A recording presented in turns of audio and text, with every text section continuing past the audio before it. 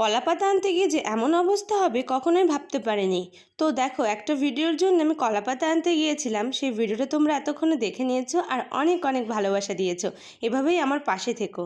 তো কলাপাতা আনতে গিয়েছিলাম, বাড়ির লোকদের আমি কিছু বলিনি, কারণ ভেবেছিলাম তারা বাড়িতেই নেই। কিন্তু কলাপাতাটা কাটা হয়ে গেছে, তখন দেখি তারা বাড়িতে আছে। আর সেটা দেখেই তো আমি আর আমার ভাই তাড়াতাড়ি করে কলাপাতাটা নিয়ে বাড়ি চলে আসলাম। এসে আম মাখানো শুরু করেছিলাম। আমের একটা ভিডিও করা হয়ে গেছিলো, তারপরে যে আম ছিল সেই আম দিয়ে মাখাচ্ছিলাম। তো আমটা মাখানোর পর দেখি এতটা টক যে কি আর বলবো। তো আমের মধ্যে দিয়েছিলাম লবণ, চিনি আর একটু লঙ্কার গুঁড়ো। কাসুন্দি দেওয়ার দরকার ছিল, কিন্তু আমার অতটা পছন্দ না, তাই আমি দিইনি। তো এইভাবেই আমটা মাখিয়েছিলাম আর সেই কলাপাতায় করেই দিয়েছিলাম মাকে টেস্ট করতে। তো মা তো খেয়ে ফার্স্টে বললো খুব দারুণ লাগছে, কিন্তু টক হয়েছে।